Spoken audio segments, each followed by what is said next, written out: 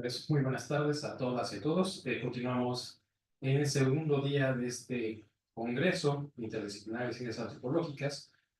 Estamos en la mesa número 15, prácticas transdisciplinarias de la antropología en el ámbito jurídico, alcances y retos del conocimiento pericial para la incidencia sociojurídica. Tenemos aquí a las y los ponentes que se van a presentar.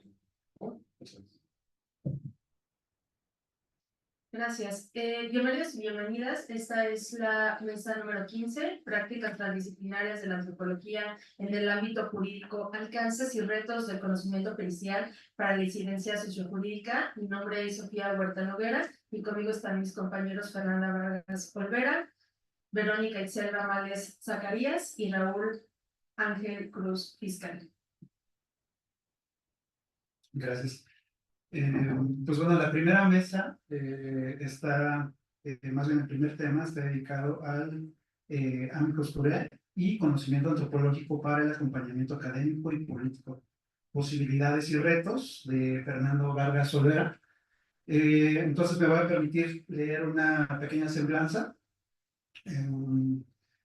Fernando Vargas Olvera es licenciado en Antropología Social por la Escuela Nacional de Antropología e Historia, la ENA, y maestro en Antropología Social por el Centro de Investigaciones y Estudios Superiores de Antropología Social, CIESAS Unidad, Ciudad México. Actualmente estudia el doctorado en Antropología en el mismo CIESAS. Ha sido profesor en la ENA, en las materias de Antropología Económica y Neoevolucionismo, además de impartir materias en Derechos Indígenas e Interculturalidad en la Universidad Rosario Castellanos y en la Facultad de Ciencias Políticas y Sociales de la UNAM. Tiene como proyectos de investigación, es investigador en los pueblos originarios de la Ciudad de México, realizando dictámenes antropológicos sobre sistemas normativos y procesos electorales locales para diversos procesos judiciales electorales que han entablado los pueblos desde 2017 a la fecha.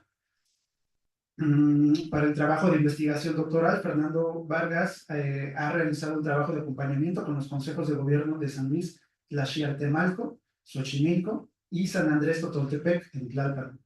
Forma parte de diversas comisiones de trabajo en el Frente por la Defensa de los Derechos de los Pueblos y Barrios de la ANAVOC, así como un grupo de trabajo compuesto por varios investigadores que colaboramos en la elaboración de peritajes, amicus curiae, notas periodísticas y artículos de reflexión política y académica. También forma parte del Grupo de Justicias y Pueblos Indígenas del Foro Latinoamericano de Antropología del Derecho, USPI-FLAD.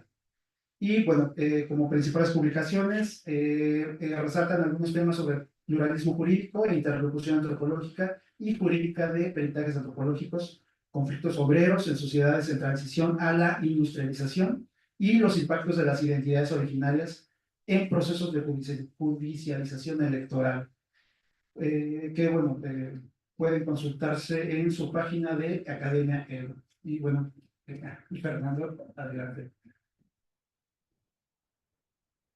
Muchas gracias, Raúl y Sofía, por invitarme a esta mesa y armar esta mesa sobre reflexión del conocimiento antropológico en diferentes campos sociojurídicos, principalmente en la elaboración de peritajes, amicus y otros tipos de conocimiento. Yo quiero hablarles de una propuesta epistemológica y metodológica que hemos estado desarrollando varias y varios colegas en distintos juicios, principalmente electorales y de amparos, relativos a pueblos originarios de la Ciudad de México, principalmente, pero que han tenido una pluralidad de formas de entablarse en los juicios, específicamente electorales. A partir de esta pluralidad hemos propuesto una forma de construir conocimiento antropológico específicamente para estos escenarios judiciales, que se diferencia en cierto sentido del conocimiento antropológico académico exclusivamente. Antes de pasar a esta propuesta, quiero especificar que desde 2016 a la fecha En la Ciudad de México, los pueblos de toda la ciudad han ejercido un conjunto de procesos de reconocimiento y de lucha en defensa del territorio sobre su personalidad jurídica, sus derechos constitucionales, pero también de sus emergentes formas de gobierno que se han gestado en muchas partes de la ciudad. A la par de estas luchas, como todos sabemos, la Ciudad de México ha pasado por un régimen constitucional que significa que... no, casi. Un régimen constitucional que significa la elaboración y aprobación de la Constitución de la Ciudad de México y la elaboración de las leyes secundarias, principalmente la Ley de Pueblos y Barrios Originarios, la Ley de Participación Ciudadana y la Ley Orgánica de Alcaldías. Estas tres leyes impactan y son transversales a los pueblos originarios y sus emergentes representaciones políticas. Las luchas de los pueblos originarios, curiosamente, no se han traducido plenamente en un reconocimiento constitucional, sino que han tenido el impulso inicialmente a través de los tribunales judiciales, principalmente electorales. Es en este contexto que observamos que por una parte existe un respeto y un impulso de sus derechos en ámbitos políticos y territoriales que no están considerados en el marco constitucional de la Ciudad de México. En este sentido, los pueblos originarios ahí han participado activamente en la construcción de derechos propios que están dialogando y combatiendo o ampliando también los referentes constitucionales y de legalidad en la Ciudad de México. En estos horizontes de lucha por el reconocimiento y defensa del territorio, ha existido una vinculación entre la Academia y las luchas sociales, la Academia de las Luchas Sociales y los abogados para acompañar integralmente estos procesos de lucha en forma de un conjunto de acompañar o de elaborar estrategias para la movilización social, generar espacios de reflexión sobre los frentes de lucha y específicamente en materia de esta ponencia, establecer un conjunto de documentos que sean útiles y vinculantes a los procesos judiciales que están entablando los pueblos originarios. Uno de estos instrumentos es el amicus curiae, o también llamado el amigo de la corte. Este es un documento que no necesariamente es solicitado por un tribunal, como lo sería un peritaje antropológico, pero que tiene una función similar porque es una opinión experta o especializada que realiza una persona académica o especialista en el tema que sea transversal al caso que se esté judicializando. La apertura del amicus curiae es que al no ser un instrumento mandatado por un proceso judicial, por un tribunal, tiene una apertura argumental para poder construir argumentos antropológicos que sean vinculantes a las demandas o a los agravios específicos de los juicios, pero que también tengan una crítica que no siempre, o una posición crítica que no siempre puede manifestarse en una ramita más restrictiva como es un peritaje antropológico. Estas múltiples formas de hacer, como dije al inicio, vamos a llamarlas conocimiento pericial. ¿Qué es esto del conocimiento pericial? Con esta propuesta conceptual quiero referirme o identificar una dimensión del conocimiento antropológico que puede establecer traducciones o vinculaciones argumentativas en los tribunales o en las burocracias estatales. A través de este Este concepto lo estamos retomando, o lo estoy retomando en esta ponencia a partir de dos fuentes. En principio, la experiencia que hemos tenido en la elaboración de peritajes, estudios y amicus curiae en amparos y procesos judiciales electorales, pero también desde una perspectiva académica que una antropóloga llamada Natalia de Marinis reflexionó en procesos de solicitudes de asilo de indígenas mexicanos en Estados Unidos. En Estados Unidos, las periciales antropológicas se llaman testimonios expertos. Y estos testimonios expertos, nos dice Natalia de Marinis, suponen el desdoblamiento del testigo y la interacción de varias causas que llevan a la imposibilidad de atestiguar que habitan las víctimas. En el caso de las solicitudes de asilo de los indígenas mexicanos, el gobierno de Estados Unidos parte de que hay un falso refugiado que se instala en una verdad, como puede ser una crisis de inmigración, para poder obtener su calidad de refugiado en Estados Unidos. Por el otro, también existen un conjunto de criterios que terminan siendo revictimizantes por la propia justicia estadounidense, donde se aniquila la veracidad de la víctima y de los testigos especializados. A partir de la reflexión de Natalia de Marinis, la autora nos habla de que existe un conocimiento especializado en estos testimonios expertos, pero también cuestiona que estos peritajes antropológicos o testimonios expertos son correlativos a procesos judiciales que tienden a relegar los testimonios y las intenciones de verdad de las propias personas que solicitan en Estados Unidos, las solicitudes de asilo, y privilegian una voz legitimada del perito antropólogo como aquel experto o testigo experto que habla sobre una realidad que muchas veces no pertenece. Esto es una crítica que también muchas antropólogas jurídicas han mantenido en la variedad de peritajes y reflexiones sobre peritajes antropológicos relativos a desaparición forzada, violencias extremas y también en movilizaciones indígenas por la autonomía y el autogobierno.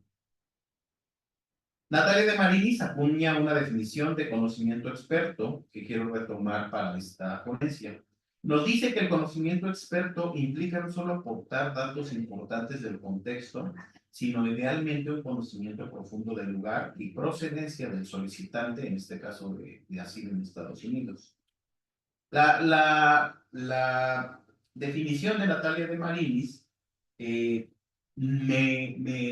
dice que el conocimiento experto es una forma de construir una reflexión desde la propia intención de verdad, en este caso del solicitante de asilo, a través de una reflexión antropológica que contenga una característica de objetividad y una manifestación de imparcialidad que pueda ser vinculante en los tribunales judiciales.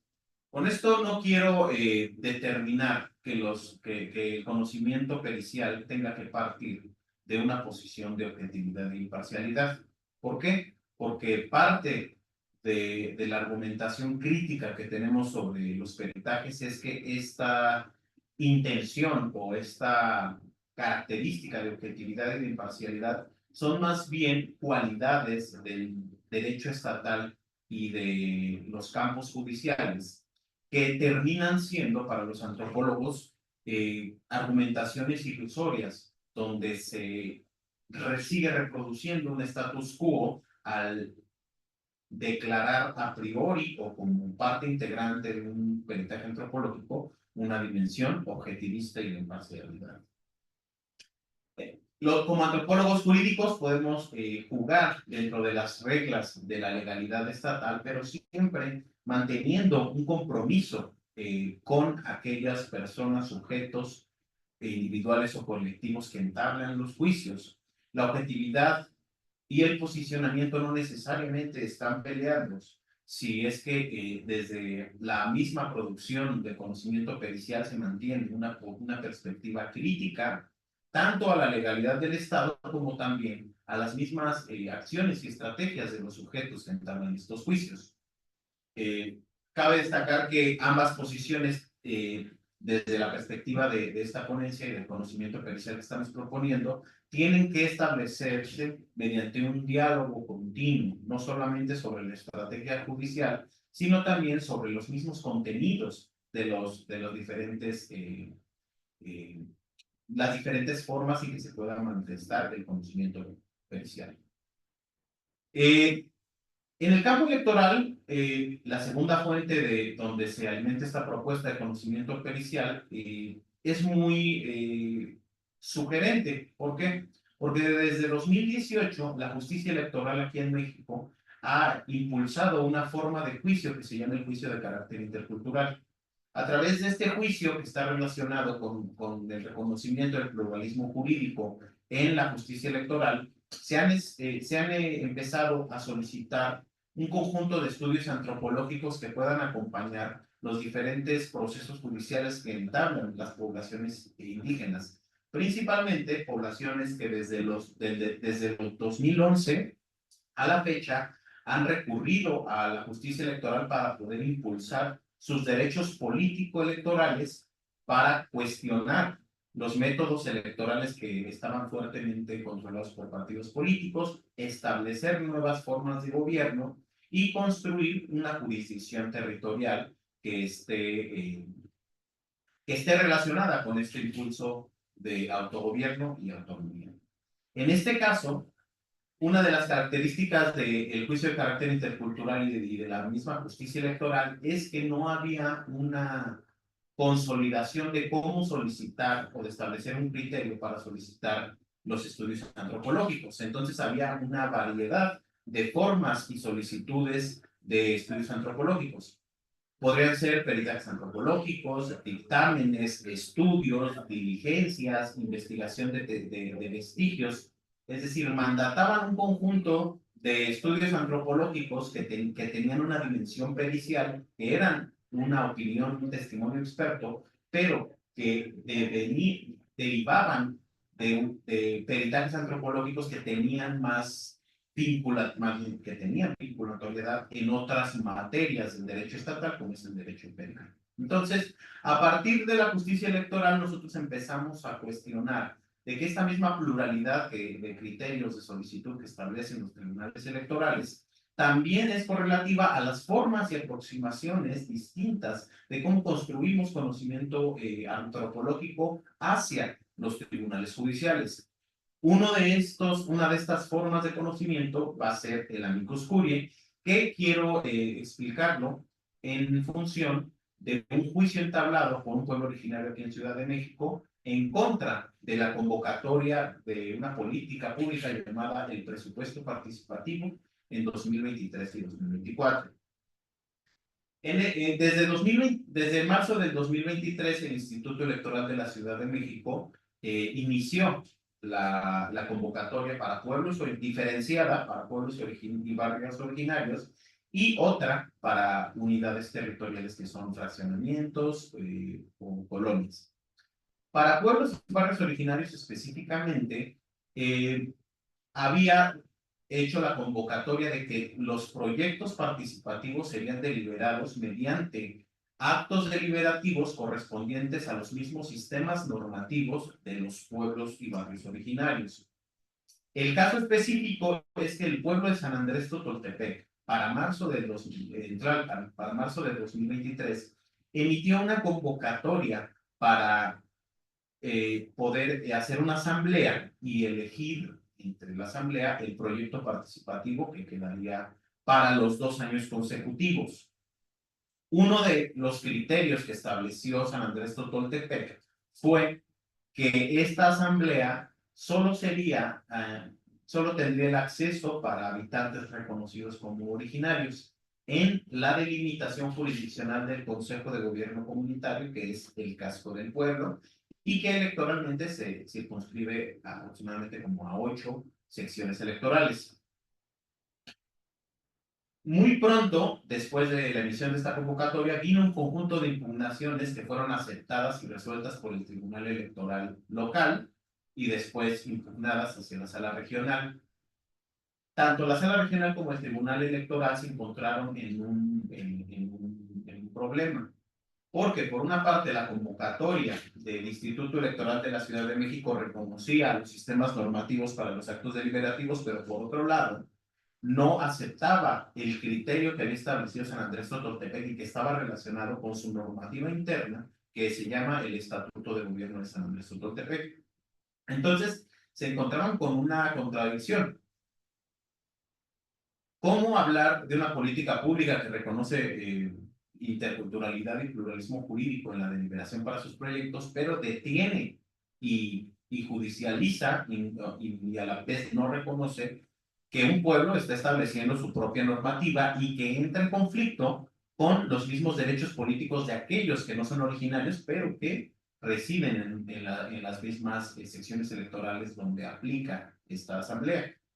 Entonces, a través del contacto con el Consejo de Gobierno Comunitario y la Defensoría Pública Electoral que estaba llevando el caso, no, me contactan junto con Sofía y con otra profesora para elaborar un amicus que pudiera brindar argumentos al tribunal con el temor y la preocupación de que si el tribunal continuaba un criterio restrictivo a los sistemas normativos en el presupuesto participativo de San Andrés, esto pudiera replicarse a otros pueblos originarios que también estaban estableciendo sus propios procesos para deliberar, en el contexto de una política pública que también era muy restrictiva sobre el reconocimiento a los pueblos, que se llama el sistema de registro. Entonces, había un conjunto de cuestiones transversales que iban en contra del mismo reconocimiento de los derechos de los pueblos y barrios originarios. En este sentido, hicimos un amicus curiae que trató dos temas principales. El primero, hablar del contexto político interno en donde principalmente conflictivo, de donde se circunscribe la Asamblea de Deliberación para el Presupuesto Participativo y las posteriores impugnaciones. Cabe destacar que las impugnaciones sobre esta convocatoria se circunscriben en un contexto conflictivo de aliados y opositores a la reciente figura del Consejo de Gobierno Comunitario en San Andrés Totoltepec. Por el otro lado, bueno, este primer punto lo pudimos cubrir, lo pudimos argumentar a partir de una nota de Desinformémonos que habla sobre, sobre estos conflictos entre opositores y aliados al Consejo, y a partir de lo que escribe la redacción de Desinformémonos pudimos basarnos para hacer un marco político conflictivo de donde se circunscribe estas asambleas y las impugnaciones. Por otro lado, hicimos una cuestión analítica basada en la interculturalidad y basada en reflexiones sobre la convocatoria del presupuesto participativo frente a la misma normativa la convocatoria del presupuesto participativo del Instituto Electoral Local frente a la convocatoria del pueblo de San Andrés Totoltepec. Y pudimos especificar que lo que estaba peleando el Consejo de Gobierno y que empezó a trasladarse a la arena del presupuesto participativo es un derecho a su jurisdicción propia, jurisdicción que incluye los actos deliberativos para de políticas públicas que están entrando en una contradicción en el momento de que reconocen y supuestamente respetan los derechos de los pueblos y barrios originarios, pero hasta cierto punto, que es el respeto de los derechos humanos. En este sentido, también el Instituto Electoral y el mismo Tribunal Electoral de la Ciudad de México y la Sala Regional, que fallaron en contra de esta convocatoria, sitúan que sí, en efecto, se estaban violando los derechos humanos y los derechos políticos de las personas que no eran ciudadanas. A lo que consideramos uno de los grandes problemas porque no entraron al estudio de fondo de la misma convocatoria de la política pública del presupuesto participativo. ¿Por qué? Porque consideramos, y es una cuestión interpretativa, Por una parte, el Instituto Electoral estaba participando en otros juicios relativos al sistema de registro, porque estaban a meses de iniciar los procesos electorales locales y federales, y por tanto el Tribunal Electoral no se metió en el estudio de fondo. Y esto fue también un ejemplo de que en otros juicios que estaban entablando pueblos originarios tampoco se estaban metiendo a los estudios de fondo. Entonces, mediante estas dos principales argumentaciones, pudimos abordar un contexto político que no necesariamente es el solicitado por un tribunal que te solicita de entrada imparcialidad y un criterio de objetividad. Y por otro lado, pudimos hacer una crítica sobre una dimensión que considero neoliberal y conservadora sobre los derechos humanos, que está basada en un multiculturalismo donde el mismo Estado te reconoce derechos, pero te dice hasta aquí. ¿Por qué? Porque entran otras visiones de derechos humanos, pero que están basadas en cuestiones y en garantías individuales, más no en colectivas, y en vinculaciones con los derechos en materia de pueblos indígenas y pueblos y barrios originarios. En este sentido, el Amicus Curiae nos permitió, fue una herramienta muy benéfica que nos permitió establecer este tipo de cuestiones críticas que un peritaje, por ser un formato más restrictivo y sujeto a una orden judicial, no nos permitiría. Y por último, nos encontramos también con un problema y con un reto que especificamos en el mismo Amicus: cómo poder traspasar en un argumento vinculatorio hacia los tribunales judiciales una barrera de argumentaciones sobre los derechos humanos frente al reconocimiento de los derechos de los pueblos y barrios originarios en un marco jurídico estatal que establece este tope como parte de la misma integración de la legalidad del Estado mexicano. Antropológicamente, considero que podemos darle la vuelta, generar articulaciones. El reto es poder llevar estas ideas antropológicas a herramientas jurídicas que acompañen a los procesos y también que tengan una incidencia real y efectiva en los tribunales judiciales. Muchas gracias.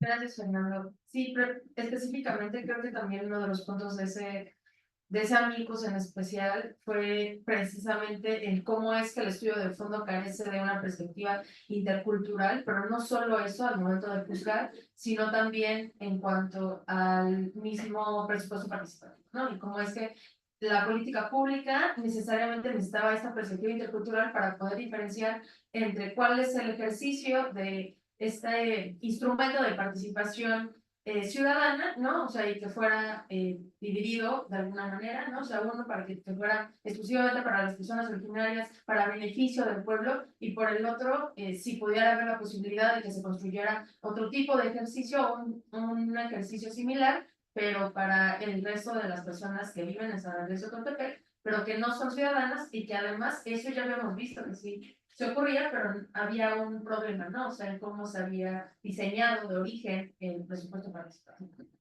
Entonces, muchas gracias.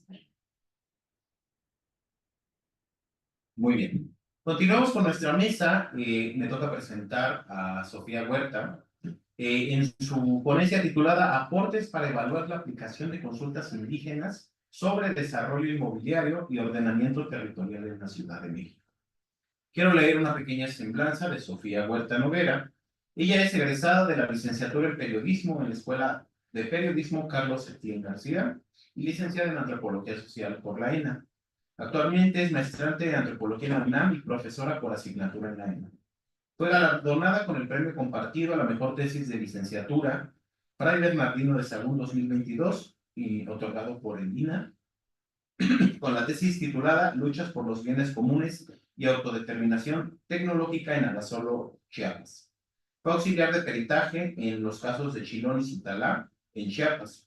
Fue parte del equipo de investigadores que realizó el estudio antropológico para la adecuación de los mecanismos de acción afirmativa en el estado de Morelos. También fue parte del equipo de peritos que realizó el peritaje social, antropológico y de derechos humanos en materia administrativa del pueblo de Joco en la Ciudad de México. Actualmente es colaboradora del medio Desinformémonos y es integrante del Foro Latinoamericano de Antropología del Derecho. Te paso la palabra. Gracias. Bueno, pues primero que nada me gustaría comentar que precisamente uno de los puntos importantes de mi ponencia tiene que ver con este peritaje que realizamos junto con otros colegas, Fernando y yo, ¿no? En torno a la lucha que ha tenido el pueblo de Joco en contra de Mítica y de Inmobiliaria Fibra 1. Y bueno, siguiente, por favor. Y en ese sentido me gustaría empezar comentando que es importante considerar que el derecho de consulta indígena en la Ciudad de México es un derecho que está constitucionalmente reconocido y que está dentro de la misma ley, que ahorita voy a platicar un poco de eso, pero específicamente empezaron a ser obligatorias estas consultas de tipo vecinal, no indígena, a partir de una publicación de la Gaceta Oficial de la Ciudad de México con fecha del 27 de diciembre del 2019, en donde se explica que obligatoriamente se necesita un ejercicio de consulta vecinal, ¿no? Cuando son pues construcciones de grandes magnitudes, ¿no? O sea, que realmente grandes construcciones son las que tengan una o varias de las siguientes características. Polígono de actuación y fusión de predios a partir de los 10.000 metros cuadrados, superficie del terreno a partir de los 10.000 metros cuadrados y construcción total a partir de los 100.000 metros cuadrados. Y sobre todo cuando está en torno a centros comerciales e inmobiliarias en gran magnitud. Y en ese sentido, pues empezó a haber una serie de movilizaciones, ¿no? Con la búsqueda de que estas consultas pues fueran de tipo indígena y no vecinal recientemente, sobre todo porque el pueblo de Joco es el primero que tiene este tipo de consultas pues aplicadas, ¿no? Y de hecho, más adelante vamos a hablar un poco más de esta situación, donde el pueblo de Joco experimenta una serie de situaciones vinculadas con estas consultas, ¿sí? Este tipo de ejercicios no son los primeros de su tipo. En realidad hay diferentes explicaciones en torno a consulta ciudadana, encuesta, etcétera, que al final implican procesos de juridificación, pues están codificados, pero al final de cuentas no son muchas veces vinculatorios, ¿no? Y en ese sentido me gustaría especificar que precisamente este primer ejercicio de consulta no es un ejercicio de votación, sino más bien es un ejercicio de opinión, ¿no? O sea, nada más tanto la consultora o dependiendo de quién es el instituto o la secretaría o si son las mismas empresas quienes son las que consultan, se van a acercar con el objetivo de ser únicamente de manera informativa y nada más que estén enfocadas a saber cuál es la opinión de la gente, ¿no? Entonces, en ese sentido, muchos compañeros y compañeras que se dedican específicamente a darle seguimiento a estos casos han determinado de que este tipo de consultas son mecanismos administrativos, procesos para ser parte del proceso administrativo, para abonar a la manifestación del impacto socioambiental y ya, nada más, hasta ahí se queda, no es parte del proceso.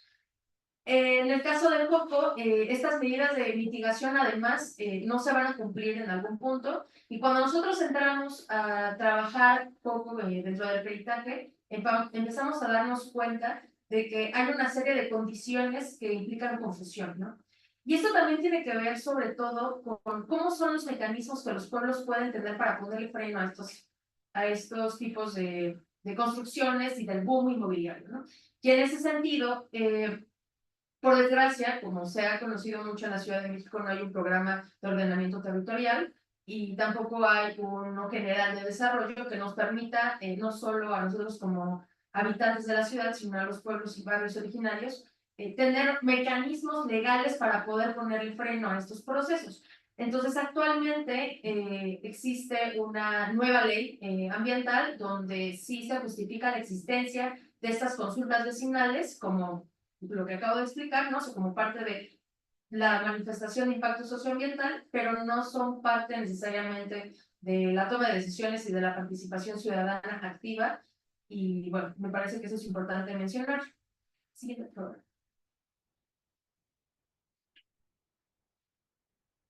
Entonces, de alguna manera, a partir del estudio en el caso del pueblo de Joco y posteriormente, cuando empezamos a evaluar el tema del programa de ordenamiento territorial, empezamos a darnos cuenta de, bueno, evidentemente esas consultas no se están realizando con base en criterios mínimos, o sea, como son los que marcan los instrumentos internacionales, sino que están pasando por otras lógicas, ¿no? Entonces, a partir de ahí fue como de, bueno, ¿por qué es necesario evaluar este tipo de consultas y la aplicación de este tipo de consultas? ¿Y cómo podemos evaluarlas? Siguiente.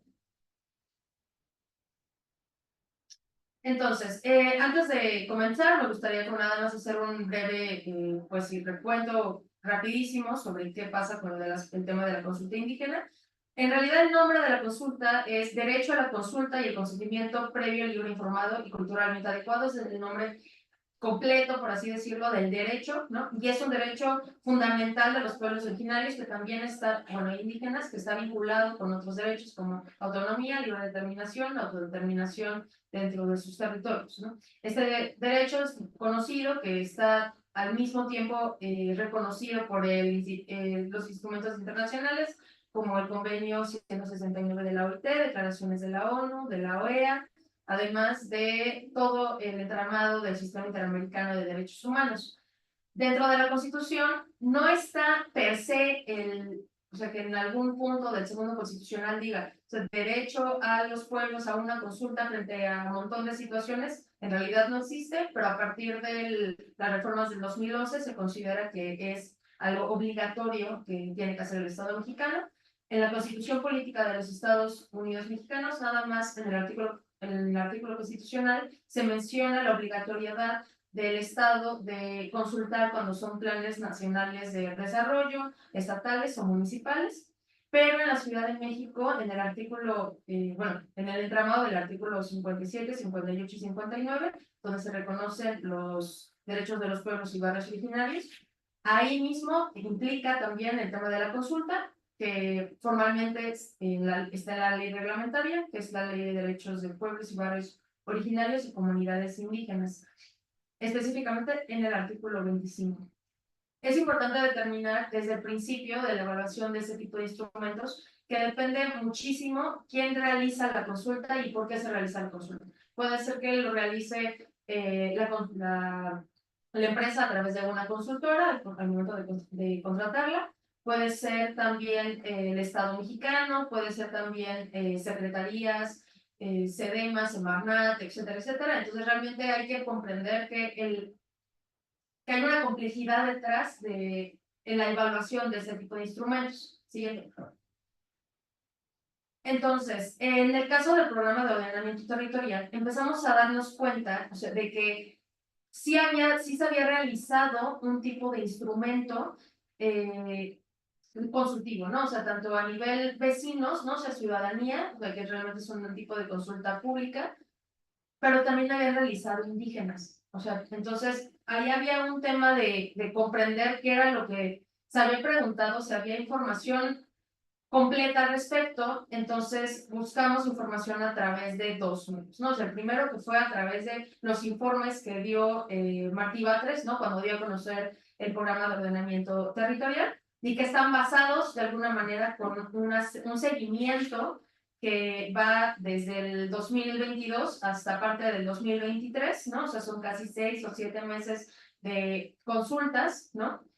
Y por el otro lado, buscamos información directamente al Instituto de Planeación y Participación de la Ciudad de México.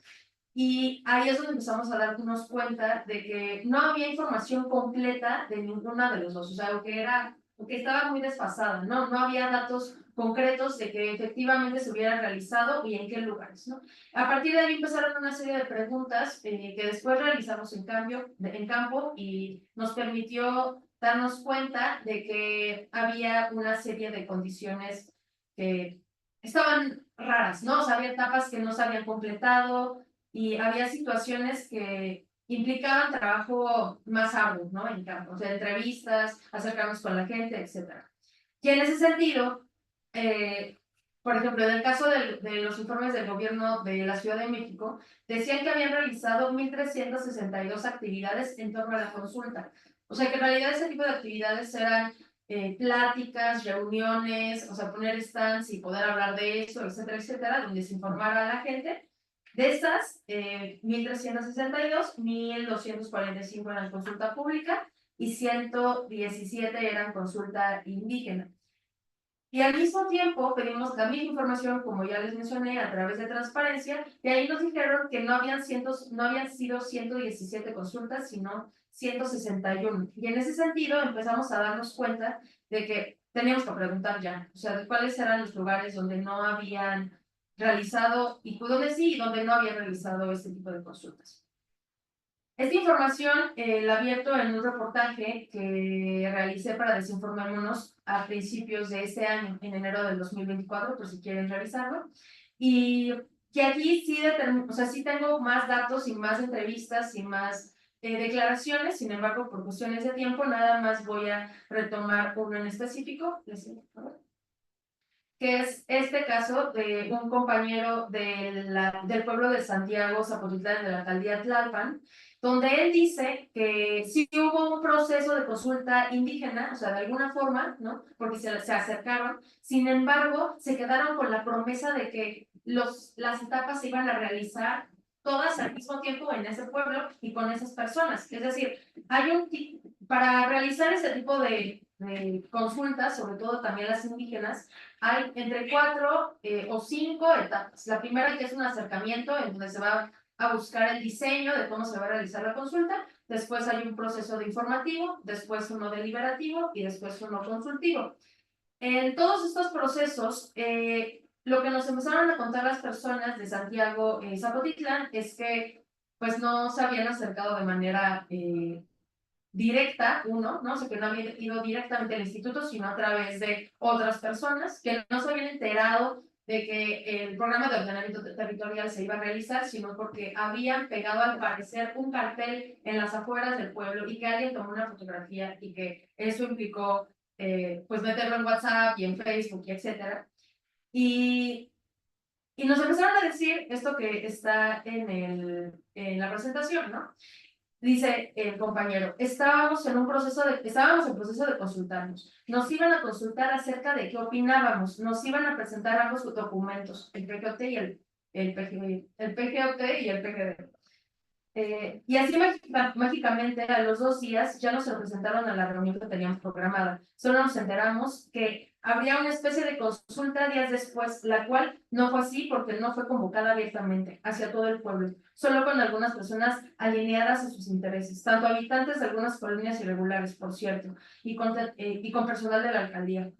Eso, la verdad, sí nos enojó demasiado. A nosotros como autoridades tradicionales, acudimos a esa consulta y no permitimos que se realizara. De hecho, no firmamos ningún documento y bueno, pues lo que pasó, y eso fue lo que pasó, es por todos conocido. Ahí empezó todo el tema de que estemos en contra por haber querido aplicar este tipo de madruguetes y todavía en contubernio con personal y estructura de la alcaldía de Tláhuac.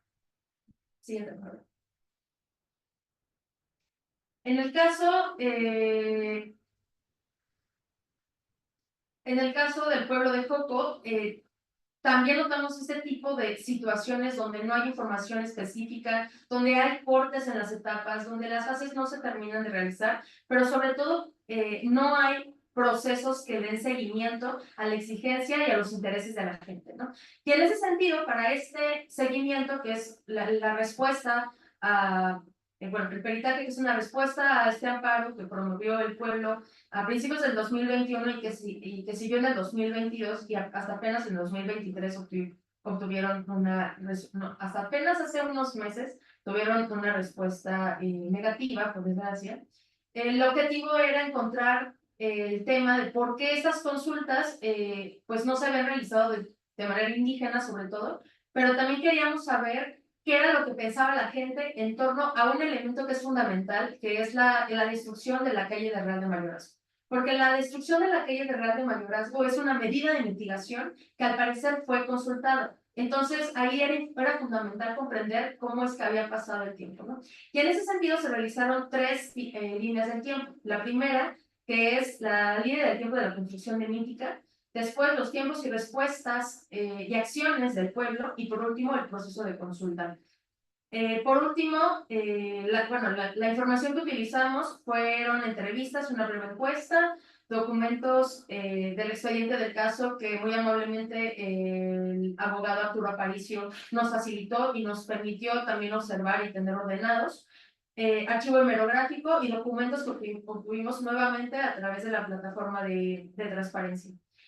Entonces, para empezar, es importante mencionar lo que el compañero Fernando también dijo. Aquí el tema del sistema de registro tiene un papel fundamental, porque a partir de que Joco no es reconocido como pueblo originario por el gobierno central, no aparece en el sistema de registro, entonces no pueden realizarle una consulta de tipo indígena, ¿no?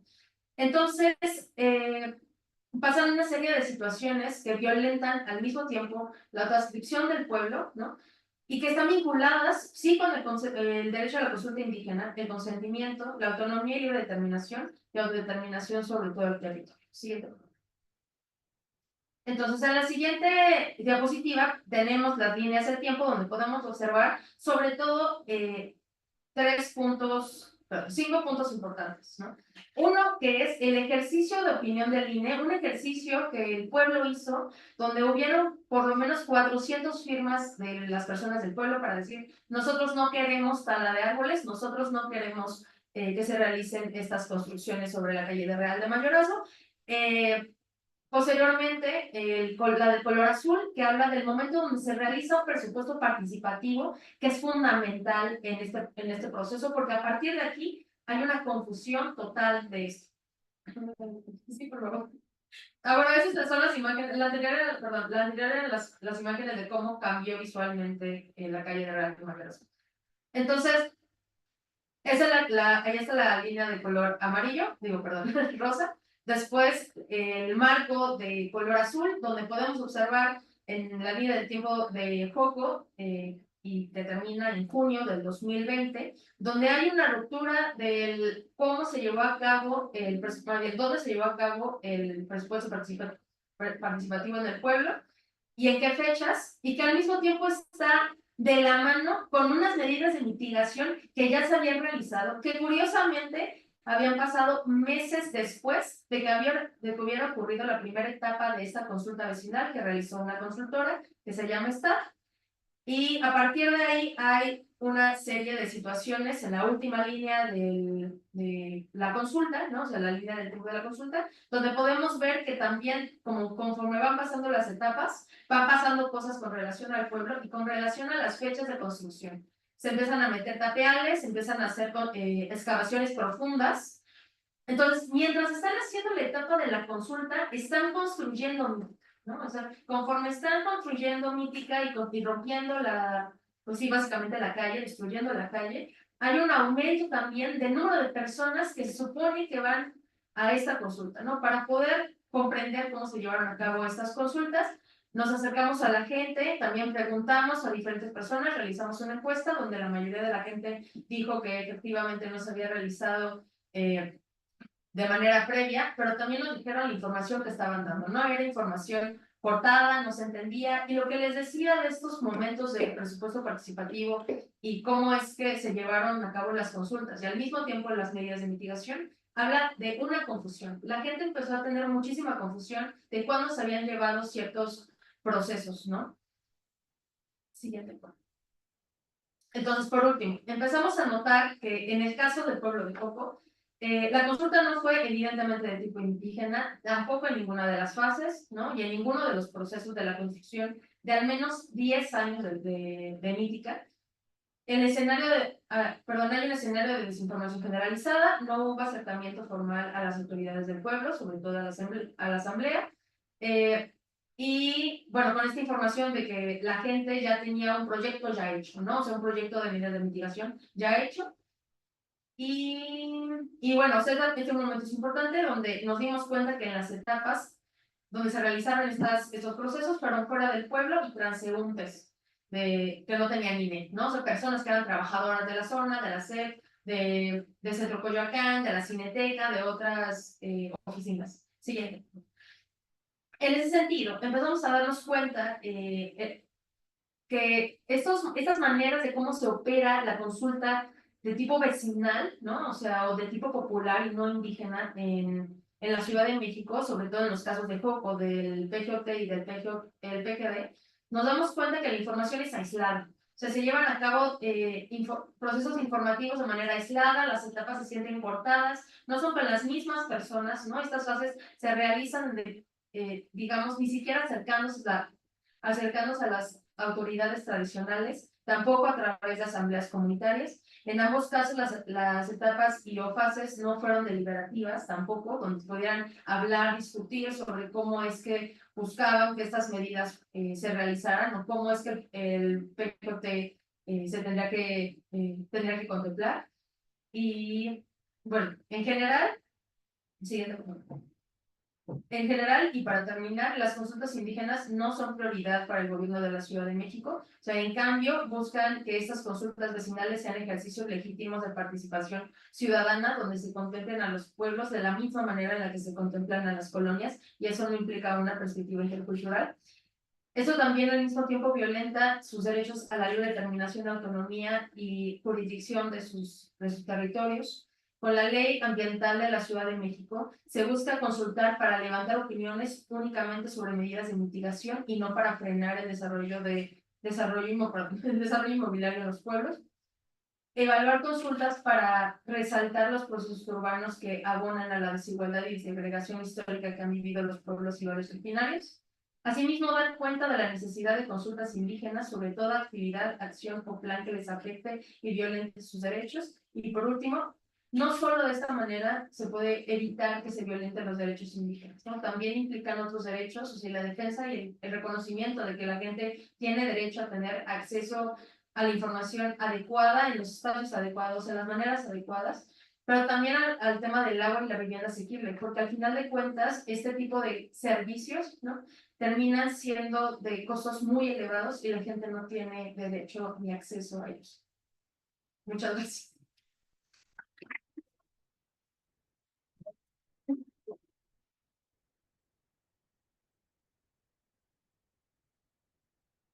Bueno, a continuación, a continuación, voy a presentar a la compañera Verónica. Bueno, puedo respirar si quieres. Sí, gracias. Gracias, Es que qué interesante y cómo lo pones todo en solo 20 minutos, porque no, yo tampoco sé. Yo creo que ganas estar con ustedes y qué trabajo y qué charla traen. Bueno, Verónica Itzel Ramales Zacarías es egresada de la licenciatura en Tecnología en la ENA, egresada de la licenciatura, perdón, se lo acabo de decir.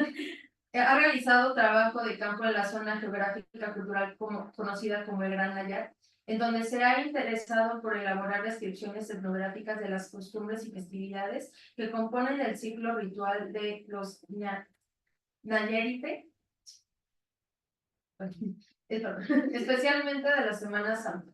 Además, ha colaborado como promotora cultural y coordinadora de actividades en la Alcaldía Cuauhtémoc dentro de los programas Promotores Culturales Comunitarios de la Ciudad de México, enfocándose en realizar diagnósticos culturales en las comunidades urbanas desde el 2021. Desde el 2021 se ha desempeñado como asistente en el proyecto Testimonios de la maestra Teresa Mora Vázquez, titular C de la DEAS, donde apoya a la recopilación de información y en la revisión de dictámenes culturales. También es fundadora del podcast sobre antropología e intervención antropológica. Gracias. Gracias a ustedes por invitarme. Y a diferencia de las primeras dos ponencias, la mía se acerca más hacia lo teórico, por decirlo de esta forma, ya que la antropología, aunque tradicionalmente está centrada en el estudio de culturas y sociedades, ha adquirido un rol clave en la defensa de los derechos humanos y en los procesos jurídicos. Por lo tanto, no es ajena a la política, y mucho menos al estudio del poder. Un ejemplo claro es la publicación de Henry May y Ancient Law, obra en la que el autor demuestra cómo las sociedades se regulan por medio de sistemas políticos que evolucionan progresivamente junto con la sociedad bajo sus sistemas políticos y legales propios. Desde esta perspectiva, la antropología del derecho ha desarrollado un enfoque que considera cómo las leyes interactúan con las estructuras culturales, permitiendo la intervención de antropólogos en procesos judiciales, donde la diversidad cultural es un factor clave. Esta obra no solo señala una tendencia al estudio de los sistemas de gobierno, la política y el poder, sino también el interés por entender cómo las sociedades se regulan en diferentes contextos, bajo distintos parámetros a los de las sociedades occidentales. Estudios que abrirán campo a una subespecialización, la antropología jurídica. Existe una amplia bibliografía sobre el estudio antropológico de la política en sí misma, desde los sistemas políticos africanos, de Max Pritchard, hasta el estudio de los partidos políticos mexicanos. De esta manera se consta que las y los antropólogos han tenido un papel en materia política y jurídica, habiendo registrado procesos, tal y como lo han hecho Rodolfo Stavenhagen, María Teresa Sierra y Victoria Chenot, por decir algunos, quienes han contribuido de manera significativa al campo de la antropología jurídica.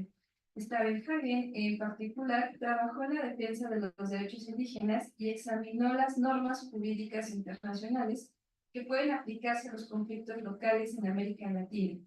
Sierra y Chenot han abordado el papel de la ley en las comunidades indígenas, examinando cómo las normas locales y globales impactan en la vida cotidiana y, por supuesto, los procesos judiciales.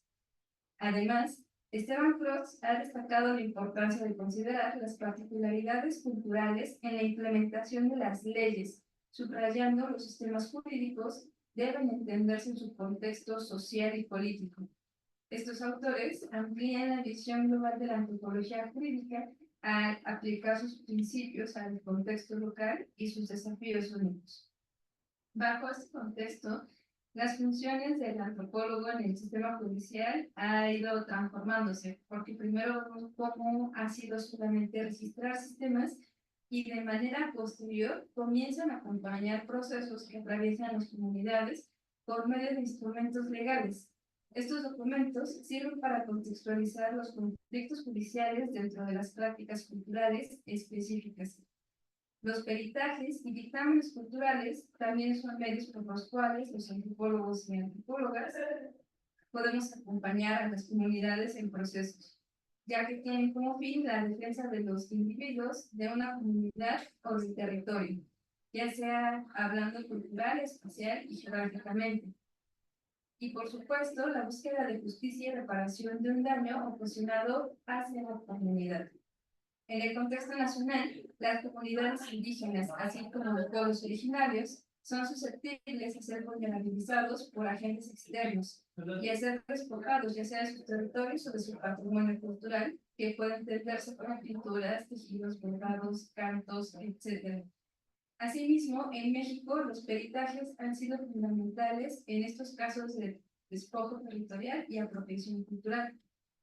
Ejemplos de esto son el despojo territorial de la Torre Mítica, como bien lo acabamos de ver, al pueblo originario de Joco, y el plagio de la diseñadora francesa Isabel Marant, que presentó diseños purépechas como propios y que con anterioridad había plagiado diseños mijes y patrones en las blusas creadas en Tlahuitoltepec. Para continuar, en términos de INA, el peritaje antropológico dentro del contexto de procuración de justicia es un medio de prueba por el cual el perito aporta elementos cuantitativos y cualitativos sobre una cultura determinada. El uso de un peritaje antropológico permite al juzgador determinar si la diferencia cultural es una condición de esclarecimiento en el proceso de análisis y resolución de un conflicto, además de aportar elementos en conflictos relacionados con la diversidad cultural, la labor de los peritos, antropólogos, inclusión en otros campos, por ejemplo, la protección y daño al patrimonio, según palabras de ley. Eso implica que los antropólogos tengamos ciertos alcances y, por supuesto, muchos retos. lo cual no es nuevo, ya que pues incluso el ir a trabajo de campo es todo un reto.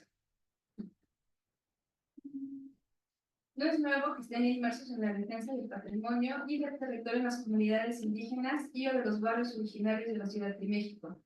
Incluso pues me atrevería a señalar que es uno de los compromisos que tenemos hoy en día, aunados a la comprensión teórica de la cultura. Pues debemos de brindar acompañamiento a estos procesos y una comprensión profunda del contexto cultural en la que se desarrollan los conflictos, razón por la cual es importante tener un acercamiento a las cuestiones legales desde la formación, por lo que esta ponencia tiene como objetivo visibilizar la implementación de herramientas metodológicas básicas desde la formación, ya que los antropólogos en el sistema judicial deben de mantener imparcialidad y objetividad rigurosas en su análisis, ya que se enfrentarán a la presión política o económica, especialmente en los casos en donde se involucran proyectos industriales o territoriales. Además, la formación de los antropólogos, pues a menudo no tiene una preparación específica en el ámbito de lo jurídico, lo cual eso hace que entren en una desventaja al interactuar con otros actores del sistema judicial. En el caso particular de la Escuela Nacional de Antropología e Historia, la matrícula de la licenciatura en etnología está compuesta por 40 materias, las cuales están distribuidas en obligatorias, seminarios y optativas, de entre las cuales la más acercada a los temas jurídicos es la antropología política, que se centra en comprender cómo ha estado ligada a la política y la antropología, y bien puede complementarse con temas básicos jurídicos, porque el peritaje y el dictamen solo es posible estudiarlos como una especialidad una vez terminando la carrera o en su defecto en cursos optativos. Otro desafío importante es la necesidad de una colaboración interdisciplinaria. Los antropólogos no trabajan de manera aislada, su labor en el sistema judicial implica colaborar con abogados, médicos, geógrafos y otros profesionales. Esto es especialmente importante en juicios relacionados con megaproyectos o industrias extractivas, donde la defensa de los derechos territoriales en las comunidades requiere un análisis multifacético que integre diversas perspectivas que garanticen la imparcialidad y objetividad en los análisis realizados, por lo que es necesario que los antropólogos posean herramientas metodológicas en diferentes áreas. El trabajo de los antropólogos en el sistema judicial está intrínsecamente relacionado con la protección de los derechos humanos y la diversidad cultural. En México, el artículo 2 de la Constitución protege los derechos de los pueblos indígenas, lo que otorga a los antropólogos una base legal para sus intervenciones en casos judiciales que involucran a estas comunidades. Pues, como mencionaba Brockman, para la antropología, los derechos humanos se encuentran inmersos en un marco de relaciones sociales, políticas, culturales y económicas. Su discurso se proyecta en general al plano de lo jurídico, pero se desborda hacia los demás de tal manera que se convierte en el instrumento para alcanzar objetivos más allá de los límites que originalmente se habían planteado. Regresando con la obra de Rodolfo Stavenhagen, esta ha sido clave para comprender cómo los derechos indígenas pueden ser defendidos en el marco del derecho internacional. Stavenhagen destacó que las luchas de los pueblos indígenas deben ser comprendidas desde una perspectiva histórica y cultural, lo que requiere que los sistemas judiciales adopten un enfoque más inclusivo y respetuoso con la diversidad. Además, María Teresa Sierra ha analizado cómo las leyes pueden tanto proteger como oprimir a las comunidades indígenas, dependiendo de cómo sean interpretadas y aplicadas. La labor de los antropólogos en este sentido es crucial para asegurar que los derechos de estas comunidades sean respetados y que el sistema judicial no actúe de manera discriminatoria. Para concluir, el papel del antropólogo en el sistema judicial es fundamental para garantizar que los procesos judiciales respeten la diversidad cultural y los derechos de las comunidades indígenas. Para cumplir con esta función de manera efectiva, es necesario que los antropólogos reciban una formación interdisciplinaria que incluya aspectos jurídicos, sociales y culturales. En la ENA, por ejemplo, sería beneficioso incluir más asignaturas relacionadas con el derecho y la justicia en el currículo de los estudiantes. El acompañamiento de los antropólogos en estos procesos evidenciará los impactos en el territorio y en el tejido social de las comunidades, pero también permitirá documentar el proceso, medir los efectos a largo y mediano plazo. La observación continua también facilitará la identificación de los cambios, no solamente en la dinámica social y cultural de ese momento, sino también en la infraestructura local a largo plazo. Además, el análisis de estos impactos contribuirá al diseño de políticas más efectivas y a la implementación de estrategias de desarrollo sostenible que respeten y potencien las características únicas de la comunidad. También contribuyen al desarrollo de políticas públicas más inclusivas y respetuosas con las comunidades indígenas. Esto es especialmente relevante en un contexto como el mexicano, donde la diversidad cultural es una característica central de la sociedad y donde los antropólogos juegan como un papel clave en la defensa de los derechos y territorios de las comunidades.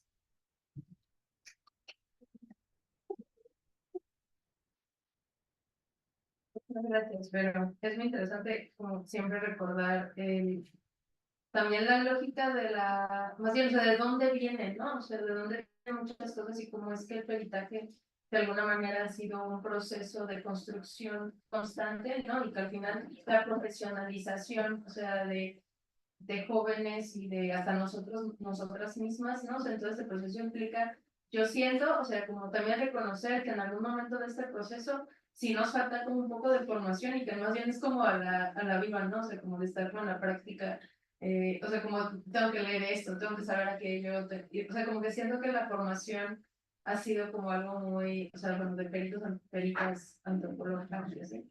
Siento que no ha sido como un proceso como lineal, sino más bien ha sido como casi una estrella, ¿no? O sea, donde todos tienen una perspectiva diferente de formación de donde, o sea, de donde se forma para ser perito perita, y en realidad es como muchas de esas cosas lo aplicas en la práctica y en algún momento rompes con muchas prácticas, ¿no? Es como de que tal vez yo no estoy de acuerdo con esto, lo que sea, pero al final sí, o sea, ha sido un proceso de formación colectiva como de maneras muy diversas, ¿no? Entonces está muy interesante esto.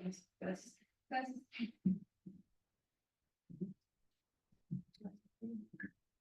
Muy bien. Para cerrar con broche de oro nuestra mesa, quiero presentar la última ponencia de Raúl Ángel Cruz Fiscal, titulada El peritaje antropológico en la construcción de la prueba judicial, herramientas metodológicas como mecanismos de traductibilidad y fortalecimiento en procesos organizativos. Raúl Ángel Cruz Fiscal es etnólogo por la Escuela Nacional de Antropología e Historia. Ha sido investigador partícipe en la red de etnoecología y patrimonio biocultural de los pueblos indígenas en defensa de los territorios del CONACYT. Ha trabajado como facilitador en instituciones de gobierno e instituciones educativas y organizaciones de la sociedad civil, realizando diagnósticos socioambientales a través del fortalecimiento de procesos organizativos e impartición de talleres sobre derechos indígenas, agrarios y humanos. Su trabajo se ha enfocado desde la antropología ambiental y ecología política en contextos de conflictividad que tienen como generalidad la presencia de proyectos extractivos, de desarrollo y megaproyectos transnacionales. Actualmente colabora como investigador y facilitador en el Departamento de Peritaje Antropológico de la Coordinación Nacional de Antropología de Lima. Raúl, te pasamos la palabra. Muchas gracias, Fernando. Y bueno, quiero empezar igual también agradeciendo la invitación a Sofía Huerta, a Fernando y a Verónica, por bueno, permitirme también aportar una reflexión que bueno, está en el marco de las prácticas transdisciplinarias, retos de la pericia para la incidencia sociojurídica, ¿no? Y en ese sentido, con ese llamado, quería enfocarme más en esta reflexión, no más allá de los efectos del peritaje en el campo jurídico, es decir, también en el campo social. Creo que es importante mencionar esta situación porque, bueno, el procedimiento de peritaje antropológico, bueno, se basa principalmente en la construcción de la prueba pericial, ¿no? Y en ese sentido, me parece importante detenerme en esta ponencia. Voy a desarrollar 3 puntos. Primero es mencionar el lugar de enunciación de esta idea que involucra casos específicos de judicialización de derechos colectivos y la importancia de la construcción de la prueba pericial, ¿no? Mediante un enfoque colaborativo y en 2 casos específicos que se han llevado desde el Departamento de Peritaje. Como segundo punto es exponer la importancia de la prueba pericial como herramienta de valoración y los marcos metodológicos desde la etnografía y la investigación-acción participativa, entre otros como un principio científico que permite la construcción de la prueba y su validación, permitiendo esta traductibilidad o esta afirmación o verosimilitud de los hechos. Y por último, bueno, hago una referencia referente al ámbito político-pedagógico de elaboración de los peritajes, ¿no? Que involucra la construcción de un pluralismo jurídico. Bueno, en ese sentido, la primera, bueno, como parte del Departamento de Peritaje Antropológico, bueno, se encarga de recibir solicitudes respecto a pericias antropológicas que soliciten distintos organismos. Y bueno, desde 2005 ha estado en atención a distintos casos y en 2022 se hizo un diagnóstico que, bueno, dio cuenta de todas estas,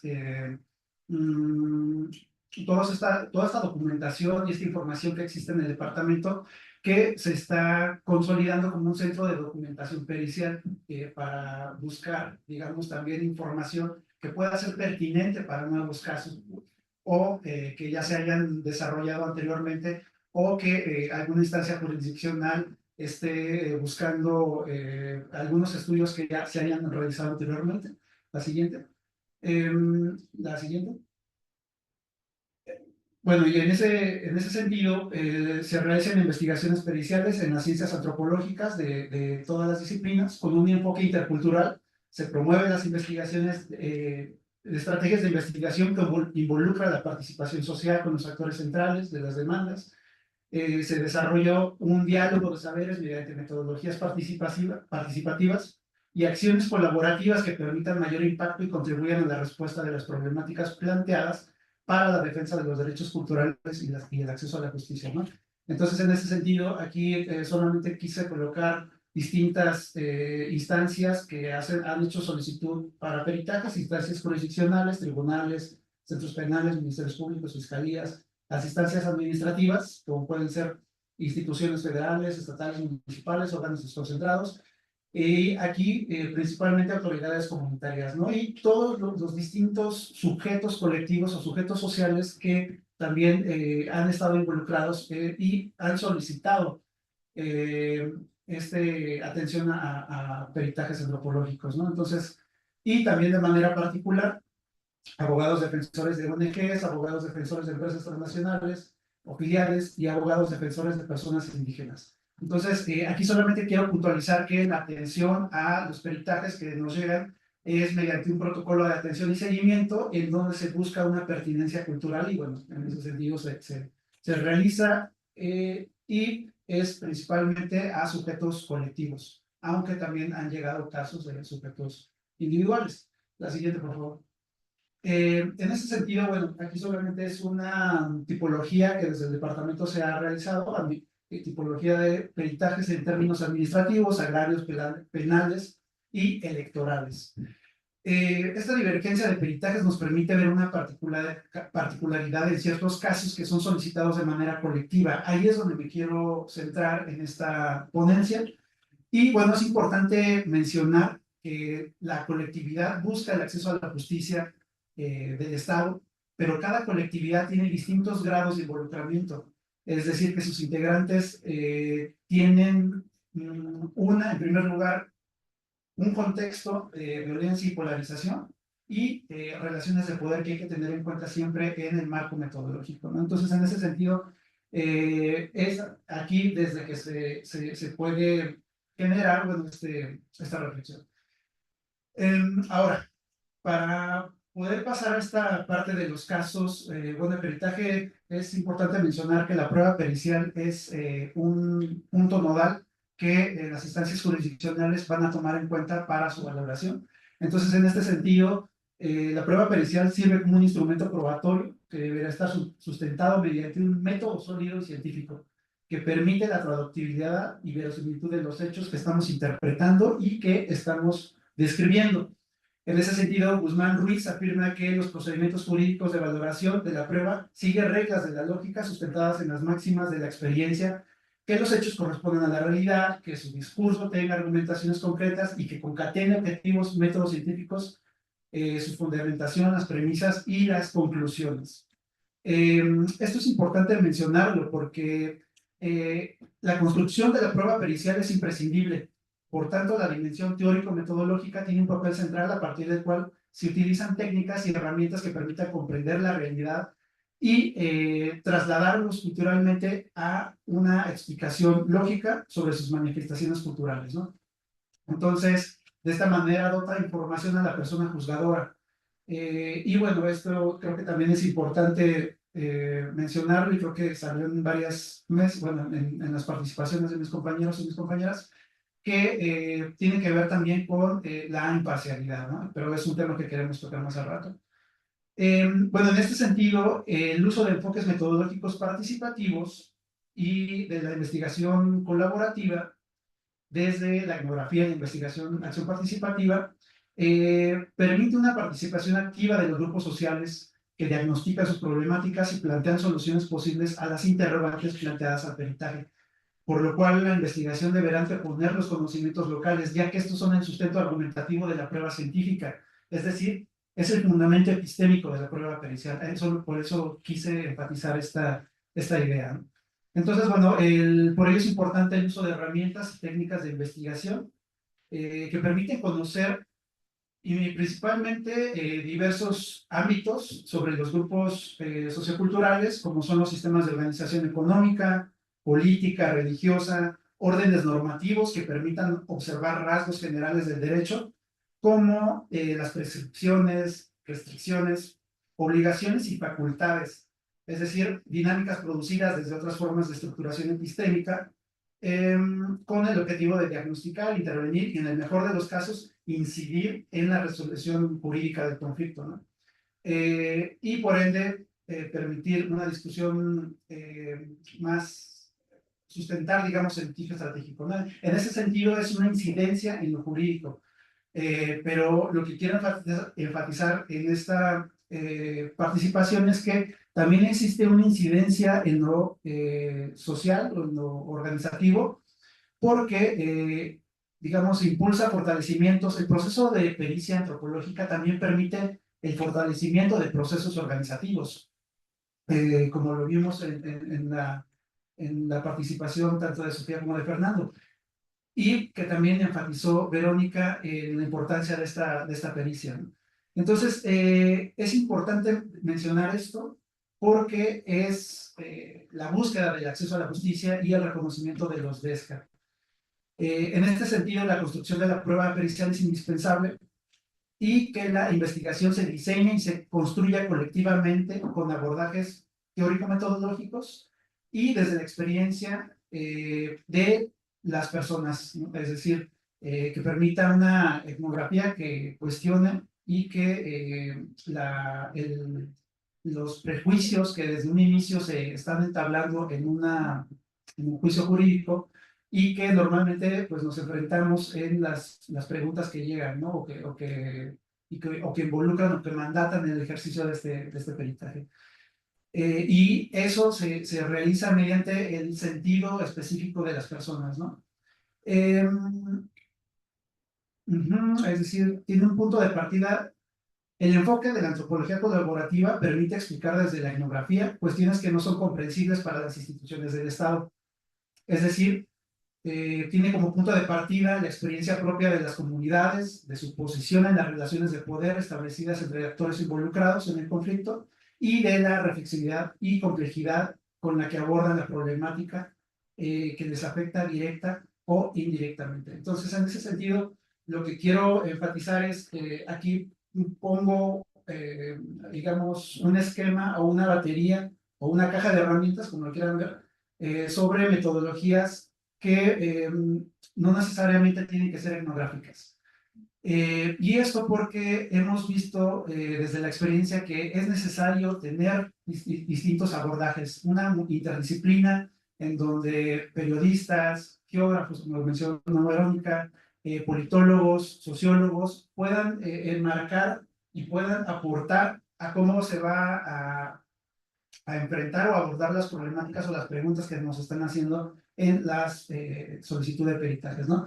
En este sentido, las técnicas, digamos, las más, ¿cómo podría decirlo? Pues las que se han realizado desde hace tiempo en la antropología, pues son las técnicas de entrevistas, las dinámicas de grupos y, bueno, actualmente los diagnósticos y los análisis, ¿no? Que hace un diagnóstico de la evaluación, la planificación, diagnósticos sobre sistemas normativos internos, sobre problemas y soluciones, sobre expresiones simbólico-religiosas, un diagnóstico de sistemas o aspectos culturales o el manejo de bienes naturales, ¿no? Entonces, en la siguiente, también como caja de herramientas, bueno, está básicamente diagnósticos y análisis FODA, árboles de problemáticas, flujo de actividades, líneas de tiempo, ¿no? Digamos, esta caja de herramientas que te permita, primero hacer la selección, llegar a la comunidad, ver cuáles son la situación que se está enfrentando, qué es lo que está solicitando, y bueno, hacer una selección adecuada de ellas, y sobre todo, la siguiente, por favor, sobre todo hacer esta construcción también con las comunidades o con los promoventes, ¿no? Entonces, los casos abordados en los que quería enfatizar esta reflexión es que son dos. Uno es el peritaje antropológico sobre sistemas de autoridades y atribuciones sobre uso, destino y distribución de las tierras en el municipio de Unión Hidalgo, Oaxaca. El objetivo de la comunidad era dar cuenta de la vigencia de una autoridad agraria que se estructura en torno a la gestión, el cuidado y la toma de decisiones frente a las tierras de uso común.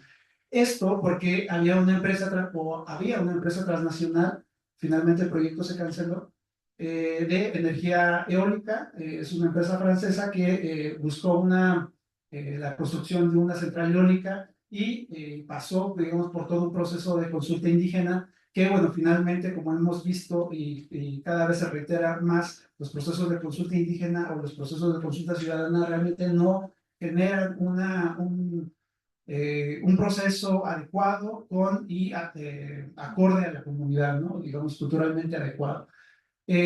Los promoventes fueron los representantes de bienes comunales, la Asamblea Comunal, el Comité de Resistencia al Proyecto Iónico y defensores y defensoras comunitarias. Lo que quiero enfatizar en esta idea es que la construcción de la prueba pericial se realizó con este enfoque en donde se buscó generar distintas entrevistas, grupos focales, transectos en el territorio que dieran cuenta justamente de cuál era esa vigencia de la autoridad agraria que se estructuró en torno a la toma de decisiones, ¿no? Porque se les estaba negando el acceso como autoridad representante a ser consultada, ¿no? Entonces, digamos, todo este proceso de consulta la realizó la CENER y, bueno, justamente quisieron homologar o llevar a cabo este procedimiento de consulta con protocolos que ya se habían realizado anteriormente, pero que no tenían esta facultad vinculatoria con la comunidad, es decir, un acercamiento más importante.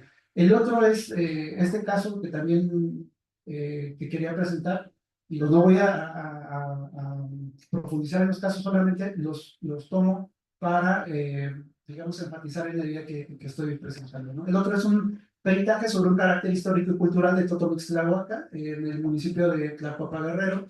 El objetivo es la creación de un nuevo municipio regido por sistemas normativos internos, ¿no? Entonces, aquí la importancia es que en el ejercicio de los pueblos para la constitución de nuevos municipios indígenas o incluso para el acceso al presupuesto directo, pues está generando múltiples procesos organizativos que están permitiendo no solamente generar, digamos, un impacto en la comunidad, sino están dirigiendo o están tomando un papel importante en la construcción de esta prueba pericial y en la construcción metodológica para obtener obtener o buscar el objetivo que es, ¿no? Y es sustentar en lo que está referido en la fracción segunda del artículo 13A de la Ley Orgánica del Municipio, que se relaciona a las características que debe de cumplir una localidad que busca aspirar a constituirse como una nueva cabecera municipal, ¿no? En este caso, un nuevo municipio indígena. Entonces, en ese sentido, me parece importante que esta reflexión tiene que ir a preguntarse si el ejercicio de peritaje antropológico es una herramienta catalizadora de procesos político-pedagógicos que tienen incidencia no solamente en los ámbitos jurídicos, sino socioculturales. Es decir, el proceso pericial no solo brinda elementos pertinentes que apuntalen el litigio estratégico y permitan instruir al juzgador a una resolución, a una sentencia favorable, sino que también el proceso pericial permita generar condiciones adecuadas de fortalecimiento a los procesos organizativos para el ejercicio y exigencia de los derechos colectivos.